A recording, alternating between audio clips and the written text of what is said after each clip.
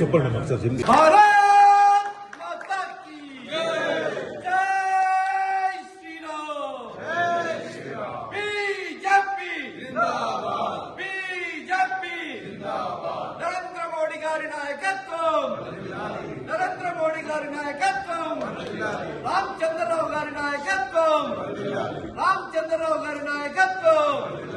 Bharatiya Janata party జిందాబాద్. Bharatiya Janata party జిందాబాద్. Bharatiya Janata party జిందాబాద్. భారత్ మాతా key జై. రామచంద్రరావు గారు తన మొదటి వార్షిక ఇది జరుపుకుంటున్న సందర్భంగా అభినందనలు.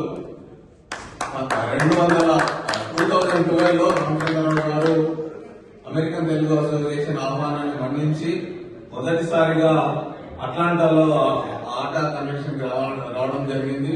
ఆ రోజు అప్పుడు ఆయన స్పోక్స్ పర్సన్ ఉన్నారు. ఈ రోజు రాష్ట్ర పార్టీగా ఎదిగి అమెరికన్ విలాస్ గారికి, కృష్ణన్నకి అందరికి కూడా పేరు పేరున ఇక్కడికి వచ్చిన సోదర సోదరి మనందరి పేరు పేరున నా ఉద్యోగులు నమస్కారం. ఈరోజు బీజేపీ రోజు రోజుకి చెప్తాము, ప్రతి ఒక్కళ్ళ మనసులో ఉంది తెలంగాణలో బీజేపీ ప్రభుత్వం రావాలా, వస్తుంది, ఈసారి ఖచ్చితంగా వస్తుంది. దానికి మనందరిది కూడా చాలా ముఖ్యం. ఎందుకంటే మీరు మనందరం చూసినాం, నేను కూడా ఇక్కడ దాదాపు 15 years కెనడాలో ఉండిపోయాను. 2002లో 2003లోను నేను ఒకసారి కెనడా నుంచి న్యూయార్క్ వచ్చిన, మళ్ళీ బ్యాక్ పోతుంటే ఆ రోజు ముషరఫ్ వస్తా ఉన్నీడికి అన్న గంగారెడ్డి గారికి, మా కో కన్వీనర్ అభినవ్ భాస్కర్ గారికి. So, and one more request on nobody. As Hyderabadi, I think we should start a movement calling as high rise hatawa అనే మూవ్మెంట్ ఒకటి మన జీవనం చేయాలేమో. హై రైజ్ బిల్డింగ్ ఇన్ఫ్రాస్ట్రక్చర్ లేదు, ఏం లేదు. హై రైజ్ బిల్డింగ్ తోటి మొత్తం సిటీని నాశనం చేసింది బీఆర్ఎస్, దాన్ని కంటిన్యూ చేస్తుంది Telangana. And thank you very much. ఇప్పుడు ఐఎమ్ వెరీ థ్యాంక్ఫుల్, ఎందుకంటే మీరు హైదరాబాద్ ఫోకస్డ్ ఉన్నాడు. అండ్ మీరు అన్నట్టు బీజేపీ మోడీ గారు కానీ అమిత్ షా గారు కానీ నెంబర్ 1, 2, 3 వాళ్ళు they are very much focused on Telangana. Rapid action force లెక్క అని అంటున్నారు కదా, మీరు కూడా తెలంగాణని దృష్టిలో పెట్టుకొని అదే ర్యాపిడ్ యాక్షన్ ఫోర్స్ లో మమ్మల్ని ఎన్ఆర్ఐలను it would be very easy for us as Telangana మన సెపరేట్ స్టేట్ మనకుంటున్నది. తెలంగాణ ఎన్ఆర్ఐస్ ఒకటి క్రియేట్ చేయాలని మా రిక్వెస్ట్ అన్న ఇది, so that we can work, concentrate and work for our Telangana, for our Telangana leaders and how we have to support our leaders. మాకు ఒక అవకాశం కల్పిస్తే it would be really nice. And I request you to think about something where you can draw hikes up in many countries, including USA.